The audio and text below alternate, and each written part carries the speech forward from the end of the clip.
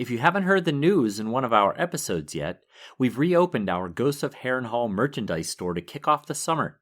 So for the time being, you can visit ghostsofharrenhal.threadless.com to stock up and look cool in the summer months. Or, in the southern hemisphere, it's a great time to buy a hoodie or sweatshirt. Regardless, don't delay or you could miss your chance. The link is in every episode's show notes.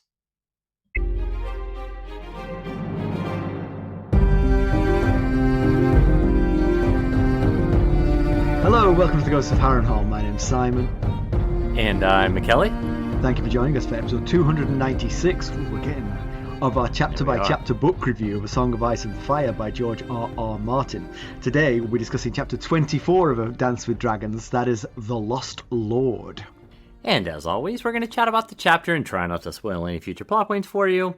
Unless, of course, you have a Buy Me a Coffee Sustainer tier that includes spoilers, well, then we are going to spoil things for you. Regardless, hopefully we'll provide you some entertainment along the way. We'll summarise what happened, discuss our thoughts on it, provide some useful background, compare it to a television show, indulge in a little pedantry and cover some relevant news and listener correspondence. Be sure to check out the show notes. They'll provide some additional information about the characters and geography of this chapter. How are you, sir? I'm doing well. I'm doing all right. We got I just saw right before I came down here, we got a comment on Spotify, and I didn't get to look at what the episode was, but it said something along the lines of, It's fantastic that I'm 20 minutes into this important chapter and we're talking about chasing pigeons. You guys are the best. I remember that discussion. I don't remember what episode it was. I don't remember either of those two things. You were talking about you chasing pigeons in your youth, I believe. Oh, yeah. And how it's never quite gone away. That urge. Yes. I still feel it now. Yeah. It's true. I mean, yeah. I say I feel it. It's never close to the surface of actually breaking out into me chasing a pigeon.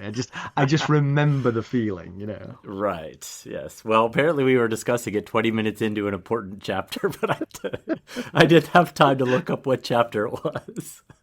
This podcast has just become its own thing, hasn't it? It's not really quite what we set out to be. No, it was just supposed to be a chapter companion, you know? Yeah. To go along chapter by chapter with you. And it's turned into our thing, you know, our personalities. I have a story which is a perfect example of us not really following the script here, which I think you're going to enjoy this story, Mackelly. Why don't you sit back and enjoy? Okay, so all right. I will say the story involves Anne Frank, and I don't want to make light of Anne Frank's plight. It was a terrible story, but yes. That aside, this story is quite funny. I have friends who have daughters, and 3 of these daughters, all around the age of 20, decide to go to Europe for a vacation. And it happened a couple of months ago, but I hadn't seen them until just last weekend. I saw these girls. So I was asking them how it went, and they were telling me that they had a great time. They had a really good time. But one of them wasn't there yet, and they said, we do have a funny story. Okay, we went to Amsterdam, and for the last day, we were going to see Anne Frank's house. And the girl who wasn't here yet, I promised I would change her name to protect the involved parties. I was trying to think of a nice way to put it. But yes, involved parties is good. So let's call her Avery. Okay. That is her real name. Tricky. They were sort of planning to go, and she was kind of like, you know, that'll be interesting kind of thing. And as they were getting there, as they were sort of like on the journey from their hotel or whatever it was to the Anne Frank house, she said, how did she like see or hear the house given that, you know, while she was there? And they all sort of stopped and looked at her, and they were like, what? And she was like, how did she see or hear the house? I know where this is going, I think. Everybody does. I don't know. There must be some association in everyone's brains with these 2 characters, because right. She's thinking of Helen Keller, right? Helen Keller, yes. That is exactly what she was doing. So the others fell about laughing and sort of like pointing at her like she was an idiot for thinking this. But the funny thing is, whenever I've told this story, everybody gets it. They're like, she's mixing her up with Helen Keller, is what's happening. Right, yes. But then one of the ones pointed out to me, said, what did she even mean by hear the house? Like, what does that mean? Right. Was the house talking to everybody else, just not poor Helen? It has certain creaks and such, I guess, that identify it. So when Avery arrived, I said, "Oh, Avery, how was the trip to Europe?" She was like, "Oh, it's really good." And I said, "When you went to the Anne Frank house, did you do the full immersive experience where they give you a blindfold and headphones?" She shook Did her she fist turn on angrily. her sisters and Yeah, say, exactly. "You told him"? Exactly. Oh, that's good. That's good stuff. It made me very happy.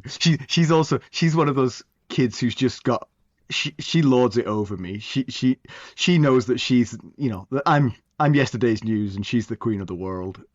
And so right, it is nice to have a little dig at her. Yeah, you messaged me at work earlier today and said, "Have I told you the Anne Frank story?" Not the Anne Frank story, but the story I have involving Anne Frank. And I said, "I don't think so." And you said, "Good." You responded, "Good. We have WB then." And I sat there for a minute and I responded and said, "I cannot figure out what WB stands for." And your response was, "That's because to you it's just B and I bring the W." I laughed for so long at that. For those like Mackelly who haven't figured out, WB is witty banter. Yes. I bring the banter and you bring the wit. I feel terrible about saying that, but also amused. Yes, it was amusing to me. Yes, quite. Okay, let's get down to business. How did we leave the Lost Lord? So last we saw of Jon Connington, for that is the Lost Lord of the chapter, he was allowing Tyrion to accompany Haldon to Soloris, and as we know, Tyrion was then taken captive by a big Westerosi wearing a black bear sigil, who it's hard to guess who that might be. It's also hard to imagine that Griff is going to be too thrilled with that piece of news that Tyrion's gone missing. Why don't we give the summary of this one? All right. Well, Griff waits impatiently aboard the Shy Maid for Haldon's return. The Half-Maester has been charged with acquiring 3 horses in Volontheris so that young Griff can meet his army, the Golden Company, in a style befitting his station. Haldon's been gone too long, and Griff can't help but be concerned. He's lost some faith in the Half-Maester since Haldon lost Tyrion. The story that the brothel keeper and the whores told was of Tyrion being kidnapped, but Griff wouldn't put it past the imp to have orchestrated his own escape. Lamore worries about revealing young Griff's true identity to sellswords, but Griff dismisses her concerns. He has to be the prince eventually. Connington is plagued by dreams of the Battle of the Bells, where he could have defeated Robert Baratheon before he, in turn, slew Rhaegar. He's determined not to fail the Targaryens again. Haldon eventually arrives back with poor, overpriced horses. The presence of 10,000 members of the Golden Company and Dothraki Khalasars has driven up the prices of horse. Young Griff is dressed for the occasion, but his hair is still blue. Griff worries about the reception he'll get. He left the Golden Company in fake disgrace to raise young Griff. Miles Toyne commanded then and was a friend, but he's now dead and Harry Strickland was a different kind of man. Griff teaches young Griff to balance the lack of trust with rewarding those who do earn it. They ride the 3 miles south and find the Golden Company in disciplined order, which encourages Jon. A captain is sent for, and the man, Franklin Flowers, recognizes Jon. They hug, and Jon introduces young Griff as his squire.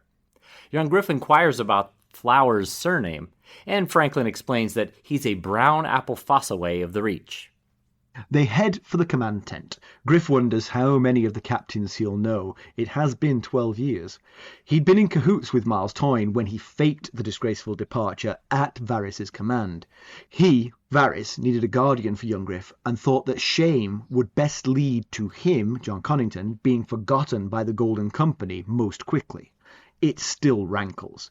The entrance to the tent is decorated with the skulls of the previous leaders. Franklin Flowers points out Toyne, and Jon Connington recognises Bittersteel, Aegor Rivers, Blackfire rebel and founder of the Golden Company.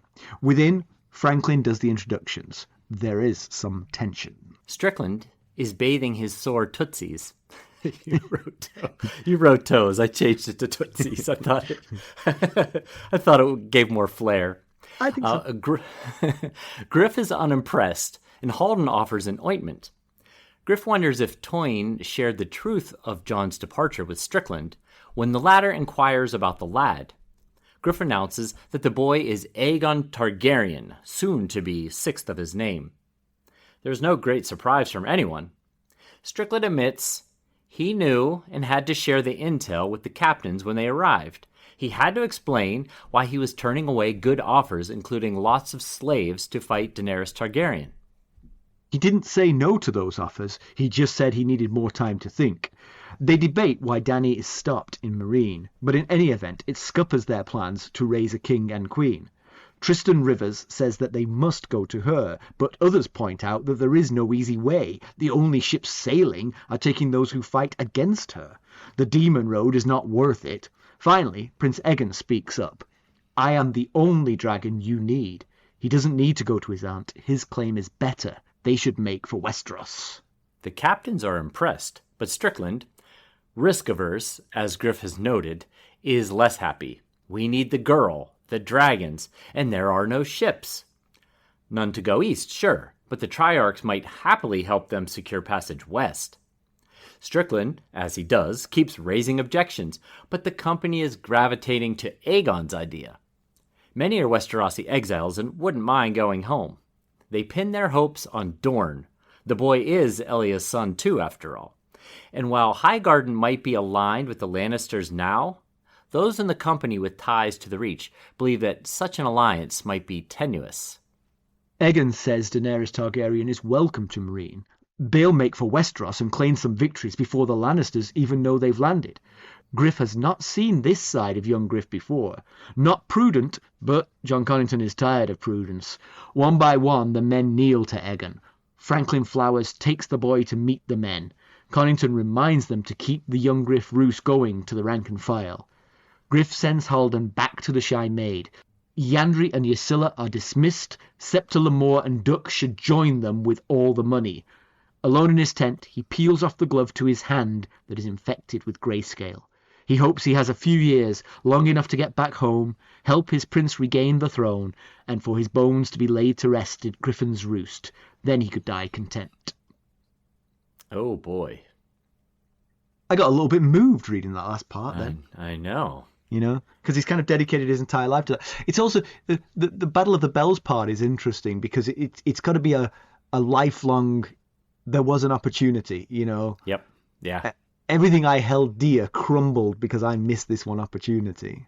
Yep. But here's typical George Martin redemption arc, perhaps, you know. Maybe. We'll see. Yeah.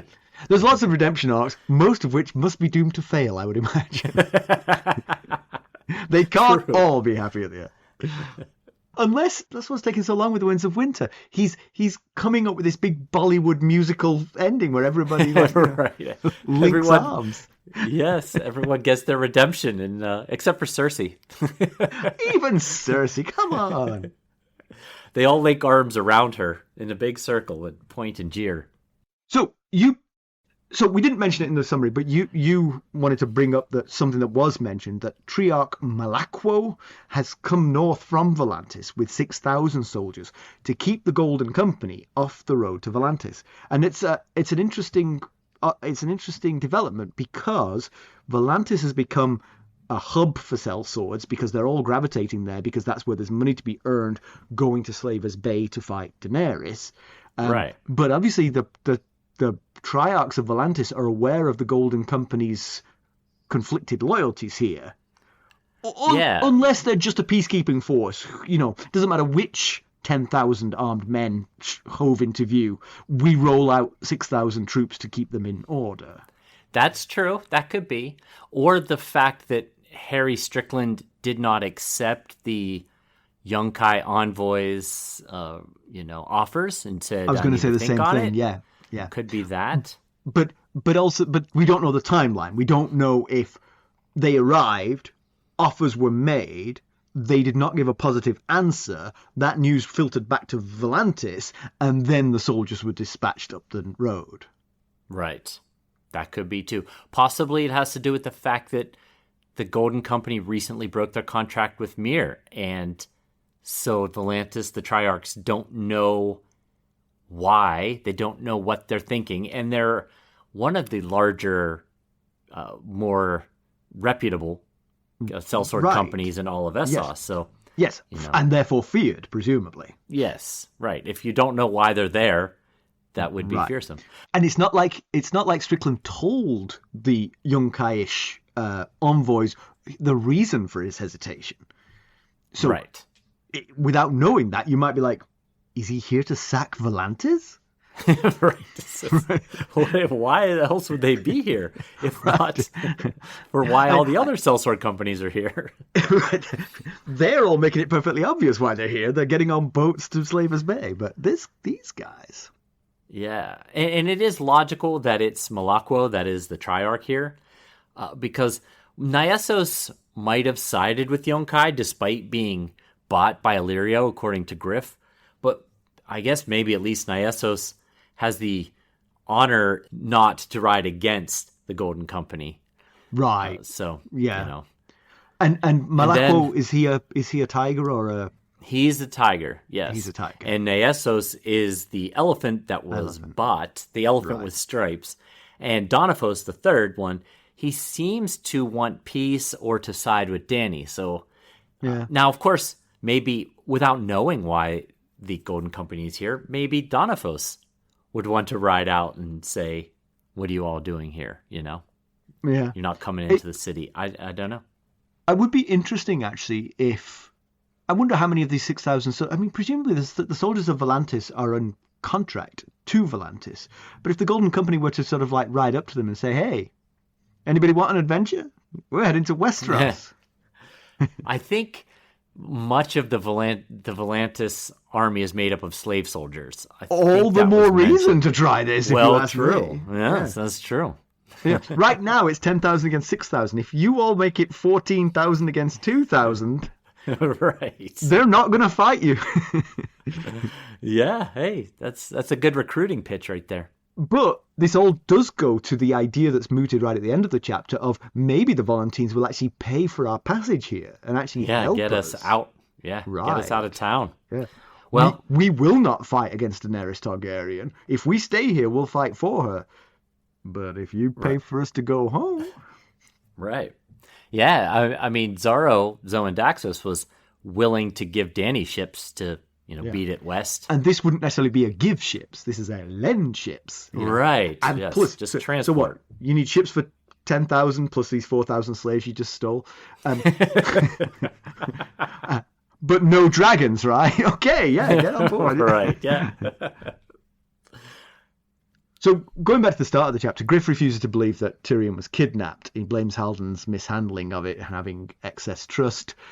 I mean, that makes sense. I thought it was strange when Haldon let Tyrion go to the brothel by himself. But the story that they've got back, the story that Haldon told, which he got from the brothel keeper and the whores, was the truth.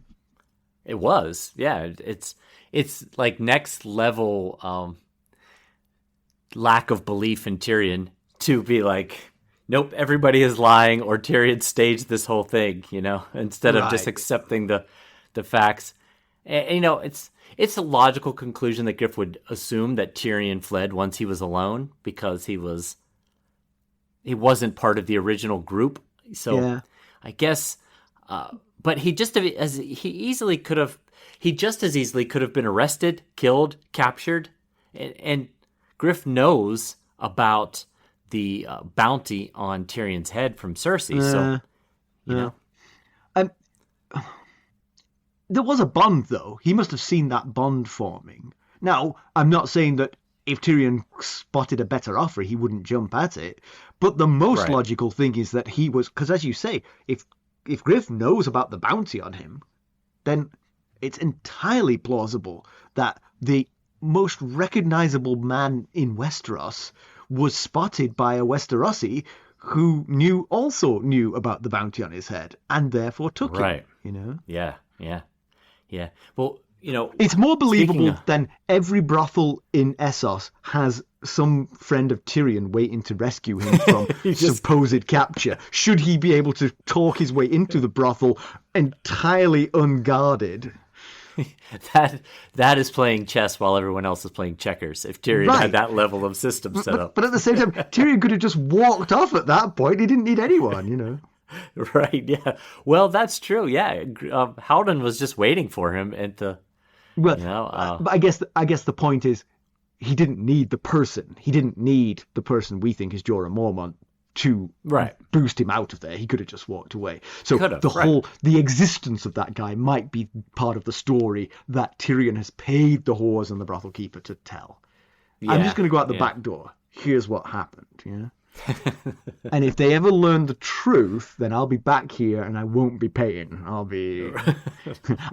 You'll be paying your debts to the Lannisters. Let me put it that way. Yeah, Lannisters always pay their debts, and don't forget. But it was somewhat foolish of Haldon, over trusting, but it's also deeply over suspicious. Given that Griff is currently teaching young Griff how to be more trusting of people, it's slightly weird.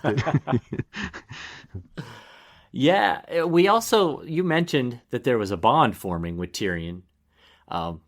We learn in this chapter that Griff softened a bit toward Tyrion after Tyrion saved young Griff, Aegon, from the Stoneman. Yes, as he should. You're part of the team at that point. You saved the young prince. Yeah. Even though you knew who he was and perhaps didn't want him on the throne, or at least that would be Connington's suspicion. But at the same time, if Connington knows about the bounty on Tyrion's head, he knows he's somewhat on the outs with the current royal family of Westeros. Right, yes. And it's likely why he saved Tyrion from drowning and ultimately contracted greyscale. He probably wouldn't have done it if he knew he was going to contract grayscale, that's for sure. But he knows the risk. You're going to go in and fish a guy out who's being held by a man with grayscale. You know the risks involved there. So yeah.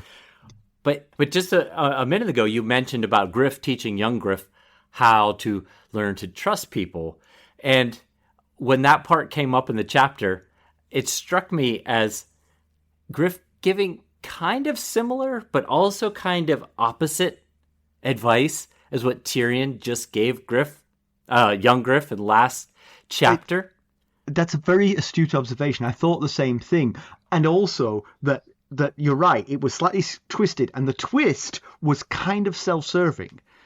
Tyrion doesn't really need anything from anyone. He dispenses completely objective advice because he doesn't need anything from anyone. But Jon Connington does want something from young Griff. He wants absolution for his failings. Yes. He wants the opportunity to go home. All of those things. And so basically his twist on the don't trust easily, but when you do go all in on the trust is really because he wants to say, trust me. Don't trust anybody else. Trust me. Yes, I'm the one. Yeah. Tyrion's his advice last Tyrion chapter was trust nobody. Doing so might give you, a stomach ache and keep you awake at night, but it's better than the alternative of being dead. And Griff's take was be cautious, but not overly cautious, because if you are, it will poison you and make you sour and fearful. And then he cites Mad King Aerys as his example of what happens if you go too far with the lack of trust. And actually, just on the surface, Griff's advice is better. Because you're absolutely right. If you never trust anyone, you can't be a good ruler. There's no way to be a good ruler if you don't trust anyone. You have to trust people. But Griff's particular twist on it is reward the people you trust. Really, really reward those people. Give them everything they want. Everything and anything that they want. And be so forgiving. I was thinking if Tyrion had stayed around longer with this group, I could see like an angel devil on the shoulder situation arising with young Griff's shoulders and Griff and Tyrion on opposite sides. But in this case, if you think about it, Tyrion's on one shoulder. The opposite shoulder would be trust everybody, and Griff is not telling him that. So he is definitely treading a more central ground for real. Yes, he is. Yes. Connington and Lamore debate the pros and cons of exposing Young Griff as Aegon to the Golden Company. It ends up being pretty anticlimactic, the reveal, because the leadership of the Golden Company are aware. So I almost put this in pedantry, but how are they aware? I guess that Toyne must have left a will. We'll be right back. Hello, friends. Are you ready to make some unforgettable memories? Well, if so, consider the Marriott Bonvoy program. Discover the perfect destination for your summer getaway and unlock exclusive deals on luxurious accommodations. With our affiliate partnership, you'll enjoy unbeatable savings and a seamless booking experience. Don't let summer slip away. Visit Marriott Bonvoy today and make this vacation season one for the books. Use our Ghosts of Harrenhal affiliate page to check it all out and buy Bonvoy points or give some as a gift. The link to our page is in the show notes. He must have had some way of letting Harry Strickland know what the deal was and what you don't know when you're going to was. die, so he must have had it as a will that said one deal that we have to honor in the future, no matter who the leader is the one that's going to put Aegon Targaryen back on the throne. And Strickland in turn had told the captains and lieutenants, because they kept turning down good-looking contracts, and they were all getting, well, why are we doing this? So what are the pros and cons of this reveal at this point? Obviously, there's always risk in this reveal, because he's a target for anyone who doesn't like the Targaryens. Right, yeah. But this seems like the point to me. I mean, it seems like the right moment, especially given how this chapter unfolds. Had they not done it at this moment, this chapter could not have unfolded the way it did. True. Yeah. Why does your squire want us to go to Westeros? Why is he saying trust in me? Trust in young Griff. The teenager with the blue hair. Trust in him. You could understand, especially before this all plays out, Lamore, arguing on the side of caution. I mean, this is not a sworn Westerosi force. This is a group of sellswords who recently just broke a contract. And, even though they did it for Ilyrio and Griff, it's not a great sign of commitment. It's kind of like dating someone who cheated on a significant other with you, and then are you surprised if they're not loyal to you after? Wow. Mackelly, I didn't know you were so judgmental. Well, I'm just saying that they broke that contract with Myr for this group, You could argue, and if I was them trying to make my case in Mackelly's judgy court of morals, that we were actually upholding our longer standing contract. Yes, you definitely could make that argument. And that is, I'm sure, what they would say, because that is ultimately the plan. But just what I'm saying, from the perspective of Lamore, he doesn't know all these details, but that would be reassurance. They don't casually break contracts. They broke this contract because they had no choice. They had a pre-existing commitment to us. Yes, yeah. She also brings up a good point about Cersei's reward for Aegon compared to Tyrion. It's a good point if you don't know Cersei. She says something along the lines of, Hugor's head was worth, if that's worth a lord's honors, how much would Cersei pay for the rightful heir to the Iron Throne? And if you don't know Cersei, you would think, yes, that's a solid argument. But we do know Cersei, and we know personal agendas drive her as much, if not more, than political dealings. So, I think she'd still rather have Tyrion. 100%, no question. If she had the two of them in front, she would be like, no, I want Tyrion dead. I'll defeat that guy in battle, Yeah, right, yeah. Tyrion's a slippery character who'll get away if I don't kill him right now, so I'll kill him right now. Right. Mr. Targaryen, best of luck to you, sir. But you could certainly understand why Lamore would think the other way around there, because most queen regents would. So the Battle of the Bells, as we mentioned, it's still haunting Jon Connington. I really like that writing. I thought that was it filled out this pretty two-dimensional character, that now he's got this, he is haunted by this failure, and you can see why he's given up his entire life to this plot, which he believes in, but he doesn't know to be true. Right. He's told that this is right. This is the situation, that this young boy is Aegon Targaryen. But like a drowning man, he's clung on to it and is committed to it because it gives him, at least in his own mind, a chance of absolution. Right. It's a vehicle for absolution, for redemption. And I have no doubt that he loves this boy, young Griff, Aegon. You raise a child, and you love the child, of course. You know? And he wants to see this boy on the Iron Throne. And I do think that is the most important motivator for him. But secondarily, I think there is a good amount of motivation stemming from righting the wrong of the Stony Sept. That's where the Battle of the Bells took place, before he dies.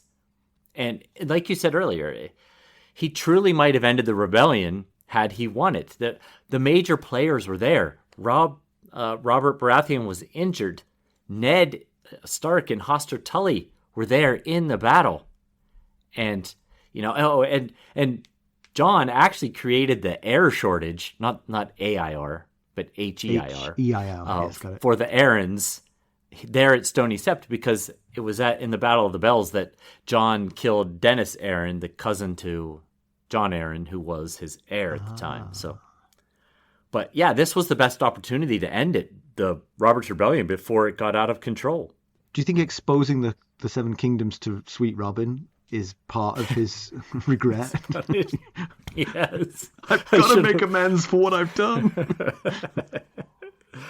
But think about, how different life would have been for him. He would have been the hero of the realm instead of exiled, and then not only is he exiled, but then ultimately the story of the shameful ending of, his supposed, how he died. Yeah. I just really liked this part of the chapter. It's beautiful how you can use the world building you've spent the time and effort investing in to just, in a few sentences, give this person real depth. Oh yeah, it's masterful. Yep. Yeah. It's why he gets paid the big bucks. Yep. But there is a line in this when he's thinking about the Battle of the Bells, and he thinks about how the bells tolled for his king, for all the good men and women in the realm, and for my silver prince. And later, he's thinking of Miles Toyne, how his smile causes you to forget his rough features. He uses a term like, he says something like he's just basically incredibly unattractive. I can't remember what the actual term he uses. Right, ugly right. as sin. I think it's ugly as sin. Right. But he thinks, but when he smiles, you forget all about that. And so in an interview, someone asked George Martin about their, how did it go? Anyway. Can I guess what it was? Is Jon Connington gay? It wasn't that direct, but yes. And Right. and George Martin confirmed that Jon Connington is gay. Yes. Ah, interesting. And so some question if such thoughts as My Silver Prince and thinking about Toyne's smile washing away his rough features, or him thinking on past loves. I don't know about lovers or not, but past loves. Yeah. I think that's when you bring those two things together, you hear it. You hear the bells. Yeah, that's a different kind of bells, right? Love bells. But is he in love with Rhaegar? Many think that he is in love with Rhaegar. Right. Miles Toyne, I think that was pretty common. To those who find men attractive, I think most people were pretty much in love with Rhaegar. So yes, it's a reasonable supposition. It does seem that way. Even Cersei, even cold-hearted Cersei was in love with Rhaegar Targaryen. Yeah. Now the Miles Toyne, maybe he's thinking back on a past love, or maybe he just liked his smile and thought he had a bright smile, So yeah. Jon points out how Illyrio and Varys' prognostications have gone horribly wrong, and basically, if you list them, they're not batting 1,000. But the nature of a 20-year plan to reestablish Targaryen to the throne was always going to have some ups and downs. It wasn't going to be just a simple procession. True. But Yes. but sure enough, I mean, they wanted Viserys on the throne, and that's backfired. Now they've gone like, well, she's bound to come from Meereen, and we can meet up in Volantis and marry her, and that's not happened. So yeah, but in principle, it's still all on track. You know, the Targaryens can still win back the Iron Throne. Yes. There are some wild cards. What the heck Dany's doing, what the heck the dragons are going to do. Right. Viserys being out of the picture is a good thing. Let's all agree on that. Yes, all those things are, things happen. Viserys dies. Drogo dies. Dany decides to be breaker of chains and stays in Slaver's Bay instead of turning west with her Unsullied to meet up here with the Golden Company. I definitely don't think, it doesn't seem anyway, that they planned for the dragons to hatch. Remember, Illyrio gave Dany those dragon eggs as a wedding present. That's probably you couldn't expect it to happen. Right. And they'd been gone for 150 years. You could not expect it to happen. And it was a positive surprise mostly, but now Dany has to let these dragons grow. Right. Which has thrown the plan out of whack a lot. Now, I do think if Illyrio thought those eggs had any chance in hatching, he would have given them to Aegon, to young Griff. He would have held on to them for him, not to Dany. Yes, you with the hand up. Please, sir. Unless he knows that Aegon isn't really a Targaryen. Well, yes, that's true. You might take a punt on giving the eggs to a real Targaryen and see what comes of that. There's no point giving it to a Fagon. Yes. And if anybody would know, it's Illyrio. Illyrio and Varys are the only ones that really know.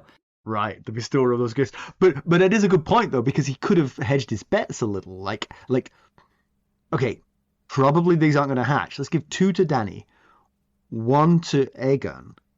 And when he goes back to the Seven Kingdoms, he can come with like a football under his arm and say, look, I'm a Targaryen. I've got a dragon's egg, That's right. It's got to count for something, right? Exactly. It's got to count for something. It kind of adds to the mystique that I'm a Targaryen. Not that we need a mystique. I am a Targaryen. Now, if Aegon had those eggs in his possession when they hatched, immediately he gets legitimacy. That's true 100% legitimacy. But that's also why Illyrio and Varys now want him to go marry Dany, because if he's married to Dany and they've got 3 dragons between them, the past history of where the dragons came from is neither here nor there. You've got Targaryen king and queen ready to adopt, go to the throne. Yes. So it all boils down to the question, what was Illyrio and Varys's original plan? It's clear now that this Aegon plan predates the Viserys and Daenerys plan. Right. Because this has been going on for 17 years. That's how long ago the sack of King's Landing was, 17 years ago. Right. So now, apparently, Griff only came in 12 years ago, so they must have raised him, Aegon, for several years before they pulled Griff in, which might explain the boy's clothes at Illyrio's manse. Yep. So. Yep. That is the most interesting thing about this is how could you have these 2 plans going at the same time? I mean, and it's more than 2 even, because they gave Dany the eggs when Viserys was still around. We'll be right back. This episode is sponsored by Audible. To get a free audiobook, or 2 if you're an Amazon Prime member, go to our exclusive URL, audibletrial.com/ghostsharrenhal. You can find the link in our show notes. Yes. Now, I really think Illyrio just gave her those eggs as, hey, here's 3 stone eggs that are shaped like dragon eggs. Yeah. Because you're a Targaryen. But, and it turned out. but still, maybe what he was thinking was, if each of 3 Targaryens were to appear in Westeros carrying a dragon's egg, that would look pretty good, It would match the sigil. And it would give them all legitimacy. So maybe he thought the threesome would be. Well, the dragon has 3 heads. Yeah. Now, I went back and read that conversation from Arya 3 of A Game of Thrones where she was snooping on Illyrio and Varys's discussion in the dungeons of King. It feels like that's one of the most important scenes in the entire book. That one. Yeah, it really does. So they're discussing how the wolf and the lion will be at each other's throats soon when Ned learns the truth, which is likely Jaime and Cersei's incest, the children's not being Robert's. Not all their prognostications were wrong. Right? That didn't play out as they had expected, and that war would do no good now because we're not ready. Because Dany is pregnant with Rhaego, and Drogo will not leave Vaes Dothrak until the baby is born. So, Varys is planning. Varys begins telling Robert and the small council news of Viserys and Dany. And that's who's bringing the news. And this is his and Illyrio's plan, right? So why would he be outing Dany if it's part of if that doesn't somehow work in their favor to tell Robert this? So I think, and I did some research on this isn't all my thoughts. I just kind of put all these ideas together. I think it's to occupy Robert and the small council until Aegon is ready with the Golden Company.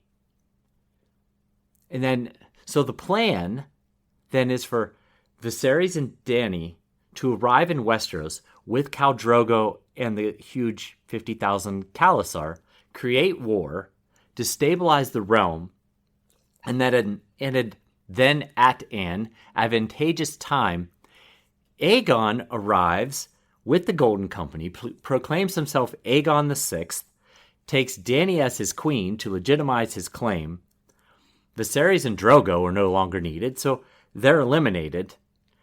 And ultimately what it leads to is the Dany and Viserys plan. They were just pawns in the game that ultimately lead to putting Aegon VI on the throne. Yeah, I mean, that all definitely makes sense. It's, but that's the thing. I mean, some of it you've just got to be vague about. I mean, like, to me, it seems like Young Griff and Dany marrying is a great plan. It's actually better than that plan. That plan is fraught with all kinds of problems, not least getting 50,000 Dothraki across the sea. Right. And that, I think that is ultimately the plan for those two to marry. Just their plan was to win, or at least create destabilization with Drogo's Khalasar. And then they would eliminate him. Now, we had talked about Illyrio not expecting Dany to survive living with the Dothraki. If the plan I just laid out is correct at all, then that seems untrue, because they need Dany for her legitimacy, because whether she has dragons or not, we know she is, at the very least, the last living female true Targaryen, the daughter of the Mad King Aerys. So, now the hatching of the dragons on her watch complicates matter, because before that happened, Aegon had the better claim than Daenerys. Now, after the dragons hatch, she shot up past him. Again, it's plans overlaid on plans. Yeah. So Connington's surprised and quite happy with the professionalism of the Golden Company. He knew that Miles Toyne ran a tight ship, but he didn't know about Strickland and whether he would be the same. But clearly it is. It's still high-quality sellswords. Yeah, it's a well-organized, well-equipped, professional group of soldiers with elephants. And, hey, you can't ask for much more than that. Yes, good point, though. That does raise the costs of shipping them to Westeros. I'd forgotten about that. Yes, it does. Yeah. That's going to be expensive. Yeah, and then more soul-searching moment for Connington is coming back into the leadership tent when last time he left there, 12 years ago, as you mentioned, he left in disgrace because of the fake plan that Varys had put together. And he was very bitter towards Varys about this, but I'm like, it's just a plan. It's just a stratagem. It's nothing personal. I don't know why he's so mad with Varys about it. But now the thing you've said about Jon Connington, I wonder if that sort of like overlay of it also sundered him from his lover, perhaps. kind of adds to the sort it, of the pain of this return, this reunion. sure. Yeah, if that's true about him and Miles Toyne. I Yeah. mean, that's being made off of a comment about his smile. So, Right, right, yeah. whether it's true or not, I can't say, but you're right. I hadn't thought about that impact. Yeah, and the fake story was that he stole money from the coffers. That was the fake story Yes. that was given. It left in disgrace and drank himself to death. Right. That was the assumption anyway. Probably Toyne spread that word so that people would forget about him, kind of thing. That was Varys's plan, yeah. And it's certainly, you can see it eating him, and maybe it's why he's so humorless. He failed his king, his prince, his realm. He's been stripped of his lands and titles and exiled. But then he finds a place in the Golden Company, rose to prominence, reclaimed his dignity. He thinks he probably had a good shot at being the next Captain General of the Golden Company. And then he throws it all away for Aegon, young baby Aegon, and more disgrace. So that's tough. Yeah. So it turns out, as we mentioned, all of the Golden Company's captains knew who Young Griff was. So that's another Varys Illyrio plan that's not quite reached where it was supposed to reach. But again, I would say this was the right time. You were about to ask the Golden Company to do something against the wind. The wind is all blowing one direction. There's money and wealth and easy victories to be had in the other direction, and you're going to ask them to do something that's going to lead to a lot of hardship and a lot of death. You've got to do this. You've got to make the point here. They've got to sell this for the true story. It has to come out at this point. Yeah, and of course there's danger involved because it only takes one person to betray for wealth or promises. Yeah.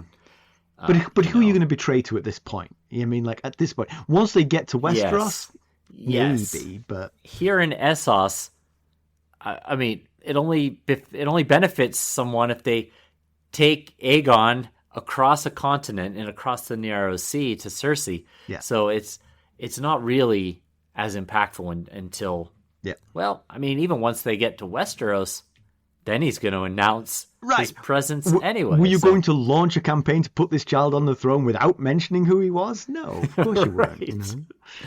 But I wonder, how much did Harry tell these men? Because Tristan Rivers complains about Illyrio's many ever-changing plans about, Viserys to join with 50,000 Dothraki, and then he dies, and Dany to join with her dragons and Volantis, and then that plan was ruined by her staying in Slaver's Bay. And I was like, how far back did Harry go? That's interesting. Yeah, explanation. Yeah, I was thinking that was Jon Connington saying all that, but it wasn't. It was just one of the captains of the Golden Company who has chapter and verse.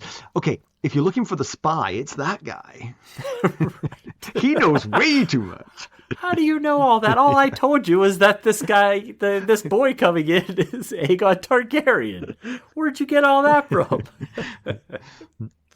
But there's one thing. So last chapter, I think, was a Dany chapter, right? And we had talked about, I think it was the chapter where Zorro offered the 13 ships for Dany to go west. And she considered taking them until she talked with her council. And they explained, listen, if you go west, we are in for a really rough future for those of us who supported you. And it comes up again in this chapter when Homeless Harry, that's his nickname, I didn't just come up with that name. Strickland, right? I don't think we've Homeless Harry Strickland. Yeah. He brings up the fact that the Yunkai plan to pay their allies back with slaves created from the Meereenese. So this is one instance of the poor fate awaiting the Meereenese who supported Dany if she happens to leave. Right. So basically, the slaves in Meereen will be re-enslaved. The non-slaves will be enslaved, leaving only the great masters. They'll be the only people left, presumably. Right. And the invaders, I guess, will take their cut of the spoils as well. Yeah. Yeah. It'll be really bad. They really went out on, the ones who weren't freed slaves that have come around to supporting Dany. They'll be in a really tough spot. Yeah. Not that the freed slaves obviously will also be in a tough spot, but they were slaves. Yes. Then they were freed, and now they would be slaves again. They're returning to a tough spot, whereas the free Yes. people are going to be suddenly realizing how rough the slaves had it that they used to look down on. Yes, very true, very true. You'd mentioned a minute ago that the plan is risky, but I'm with Jon Connington. You know, at some point you've got to put prudence aside. You know, you've got to step up here. And Aegon's plan, it must have been a shock for Connington to hear it. Must have been like, wow, that's coming out of your mouth. You're just that whiny kid we've been trying to raise for the last 12 years, and here you are acting like a king. He wasn't on the ship, on the boat, the Shy Maid, when Tyrion fed him all these ideas. And that is the other thing. I just wonder how Connington would feel if he knew that Aegon really is spouting what Tyrion said. It's a good plan. It's a better plan than anything else anyone's come up with. I'm not debating that. Absolutely. And Harry, who was ever the one to come up with a reason why not to do something, he does point out a few pitfalls they need to consider. He says we need Daenerys for legitimacy. We need the dragons for legitimacy. Otherwise, they're going to paint this kid as a pretender and discount him. And that's true. That is a concern. If they, the realm could decide, I don't know who this guy is. We're not supporting him without Dany and the dragons. But I will interject on that. If they go to Dawn, which is the suggestion here, the Dawners are going to raise their banners. They're going to say, yep, this is him. They are that. Well, so Griff says Dorne has to support Aegon because he is Elya's son as much as he was Rhaegar's son. But we know that Doran Martell has a plan to marry his son to Daenerys and raise his son to king consort. So there's a little bit of like, I already have my own plan. I don't really need you. But I think from Doran then moves into the same territory as Varys and Illyrio. Let's hedge our bets here. One of these might not work out. So either my nephew or my son is going to get to the golden ring here. You gotta get a raven to your son real quick. Don't worry about it. Just come home. Change of plans.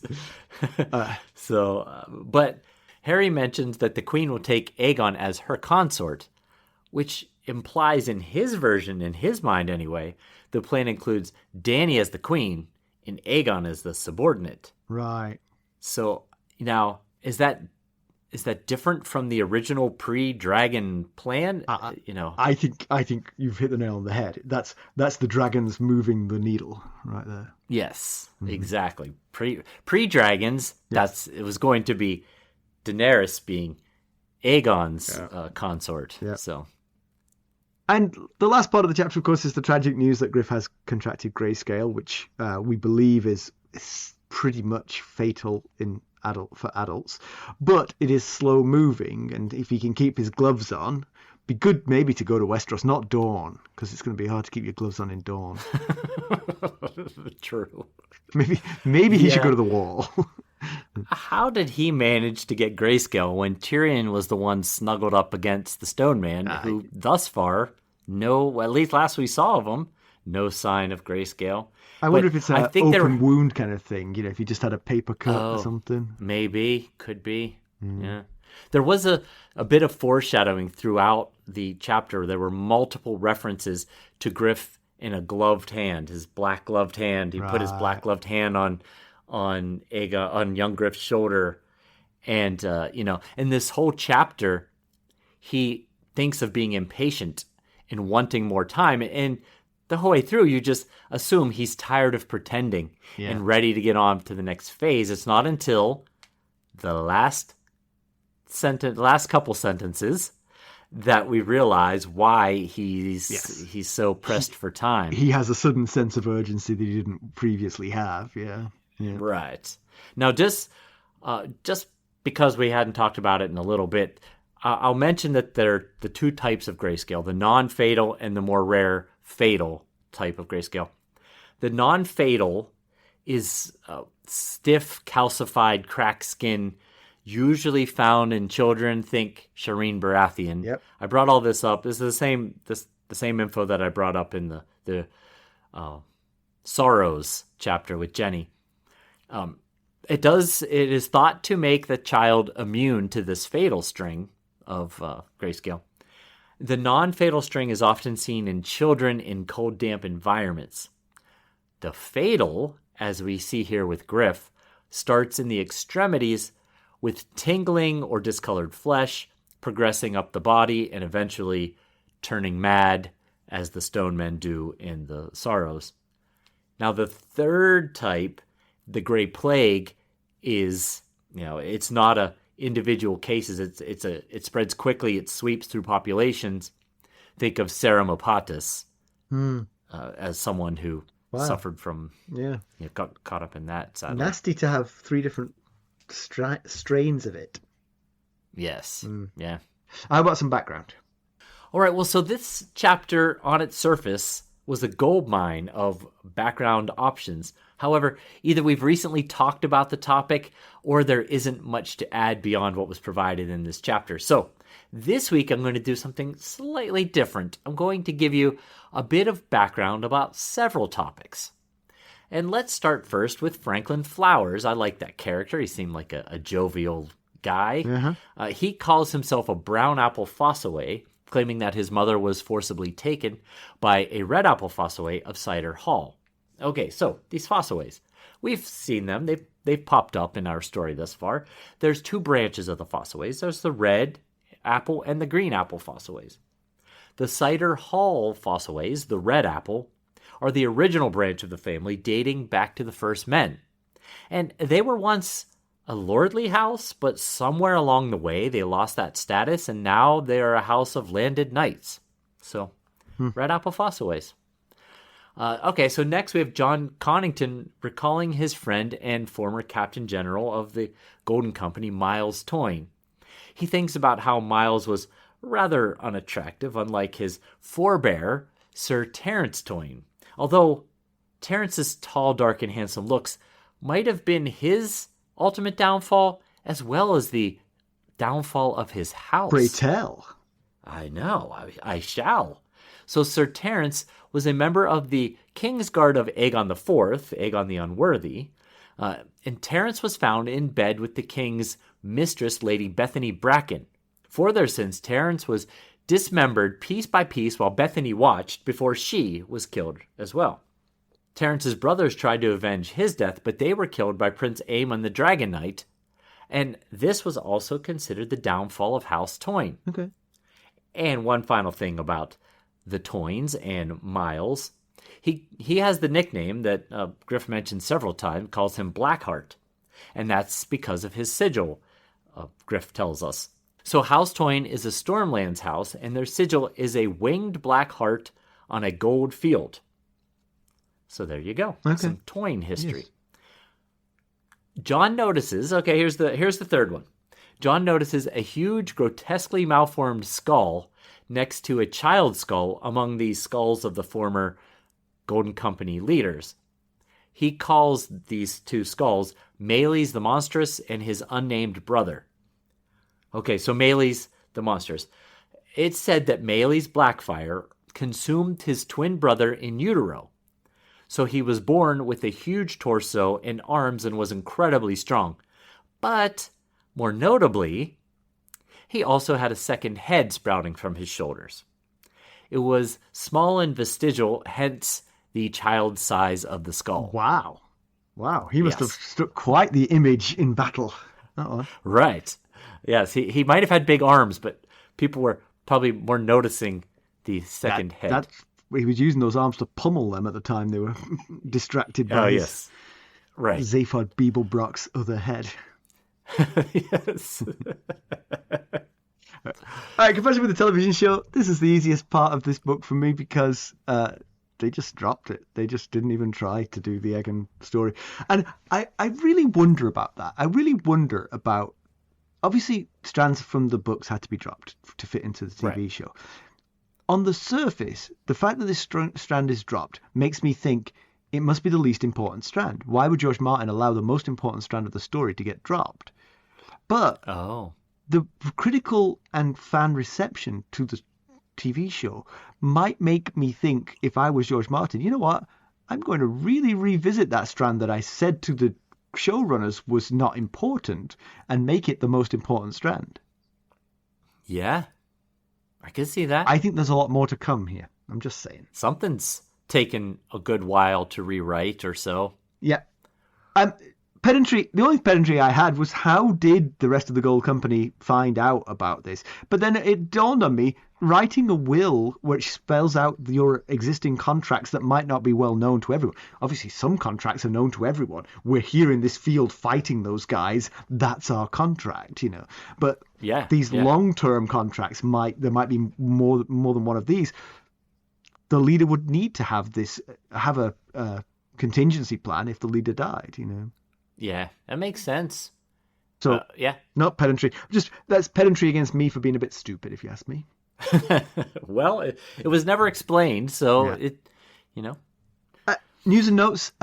You're going on vacation next week? Indeed. Yes. Oh, so yes, we are. Me and Jenny will have a tight hour. Yeah, that's right. I'm not sure how you think it's me. I mean, when you and I are together, we tend to run long. When Jenny and I are together, we tend to run long. When you and Jenny are together, wait a second. See if you can figure this out, Mackelly. All right. Well, in other news, so several news outlets and websites have been reporting lately that George Martin has provided new updates about his progress on Winds of Winter, with quotes about him having only 400 or 500 pages left to write, with about 1,200 already written, and that some of the POV storylines are already wrapped up. Can interjection? That puts him 3/4 of the way through. It is. So that means 5 more years? Is that what we're guessing at? Yeah.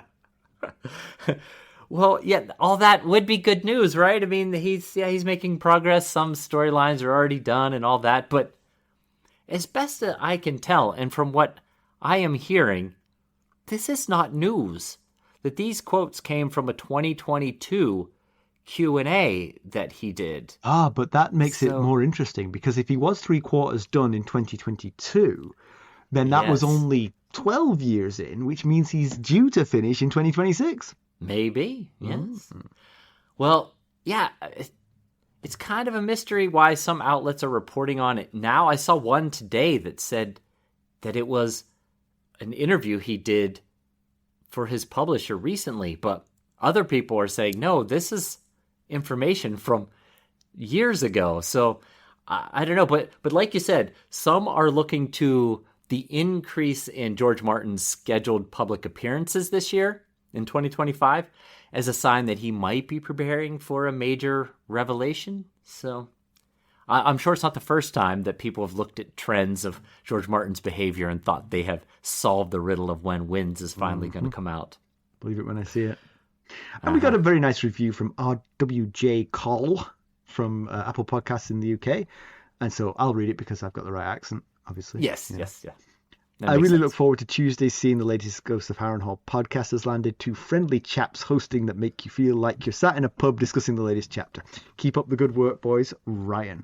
Very nice. Thank you, Ryan. It's nice. Yes, thank you. Better to call you Ryan. That sounds a bit more like we're in the pub. If I called you RWJ Carl in the pub, it would really the scene would come crashing down, I feel. Yes.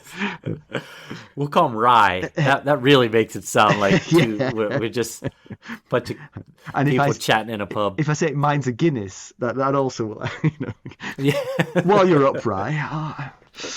But thank you. That's a really nice review. We appreciate it. Yes. Thank you so much. We really do. All right, let's conclude this one. So Aegon takes the reins and Tyrion's advice. But I do think he's also going to take Jon Connington's advice to at least trust some people, because how else are you going to get through life, you know?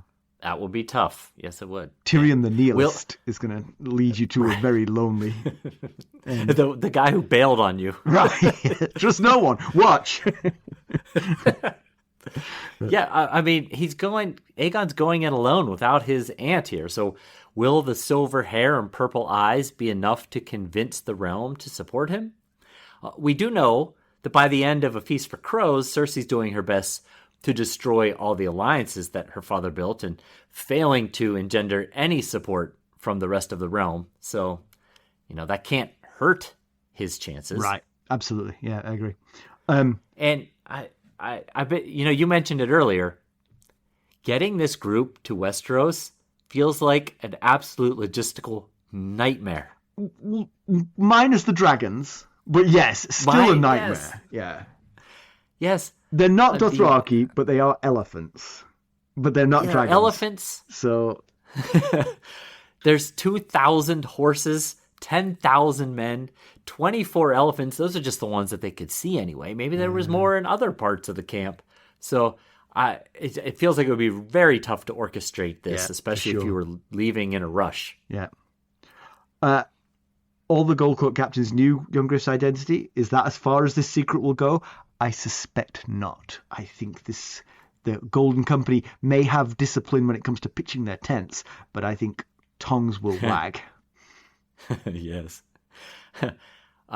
We'll see how tight-lipped these guys are here in the Golden Company. You can imagine that you would say, if I was Homeless Harry Strickland, I would say, guys, let's keep this to ourselves at least until we're underway, because once we're in Westeros, we're going to reveal it to everyone. But right now, we need not to bring any heat on us, Yeah, well, the plan is to keep the Young Griff alias going with the rest of the Golden Company outside of the captains here in this tent. So, right, but what I mean is be the captains. Really, just occasionally, my boss at work says this is not for sharing, and about 50% of the time, I don't even tell you. Oh, okay. I mean, not 100%. Let's be honest. I tell you most things. Yeah. Well, now I want to know what the other 50% I'm not getting. Oh man, it's too boring to tell you. But this one has to be like, in British parliamentary terms, this would be known as a 3-line whip. Yeah, the whip who rounds people up for the votes will underline it 3 times if all the MPs are expected to be in the chamber to vote. It's a 3-line whip. Okay. All right. Good to know. Mm-hmm. I like it. And poor Jon Connington. Yes. The guy's had a rough go of things since the Battle of the Bells and the Stony Sept. Yeah. It's... I wonder if this will harden more than just his extremities, if it'll also make his worldview a little more unpleasant, stony. Yes, and he's already a rather stony personality. Yeah. So but I was wondering if it's gonna cause him to become too impatient and reckless. Well, that's a good point. Yeah. Because he's on a time clock. But I do think he'll get a lease of life from the fact that this is now becoming public. That for 12 years he's been living this secret life, which has been basically just raising this child. And now he can go back to doing what he wants to do, which is fight, be the Lord of Griffin's Roost, and atone for his failures to the Targaryens of the past. Yeah, and he's already undone one thing that's been eating at him, and that's these men thinking that he stole from the company and died in disgrace. Now they're saying he's alive and he was raising. So you stole from the company and didn't die. Right. And that's not better to us, just so you know. Yeah. And finally, we say goodbye to Yandri and Ysilla. Job well done. Yes, I have to say. Yes. It is nice to have a character leave the story upright. Yes, healthy and hale. Exactly. And yes. Lamore and Duck, though, they're coming with us to Westeros. Yeah, that's good. I'm relieved. We'll keep them with us. So up next we have a chapter called. I like the chapters that have got unusual names. It's exciting. The next chapter is called "The Wind Blown," which includes Mackelly in this case because he won't be here. So this will be me and Jenny. I'm blowing in the wind, and I'm sure you and Jenny will have a great time and do a fantastic job, and I can't wait to listen to it. Well, that's very kind of you. Don't think you're getting out of helping with the notes. I'll do my best. I will put together what I can. That file's already open. You can knock yourself out. There's 4 ways that you can help us. You could leave us a 5-star rating and possibly a review like Ryan did. You could buy us a cup of Arbor Gold at buymeacoffee.com/ghostharrenhal. There you can join us at any of the various sustainer levels. There's a tier to match your budget and interest, and the upper tiers get you the spoilers. Or you can make a donation at our website, ghostsofharrenhal.buzzsprout.com. Lastly, just for a little while longer, you can get your hands on some merchandise at our merch site, ghostsofharrenhal.threadless.com. And hey, if you're looking for more ways to interact with us, well, one thing you can do is you can send us a text. The link is at the top of every episode's show notes. And if you're interested in keeping up on the latest Ghosts of Harrenhal news and developments, well, I suggest you check us out on our social media. You can follow us on Twitter at Ghost Harrenhal. We're on Facebook, Instagram. We always have a lot of fun on Discord, and we're on YouTube. Thanks for listening. Thanks. Bye. Bye.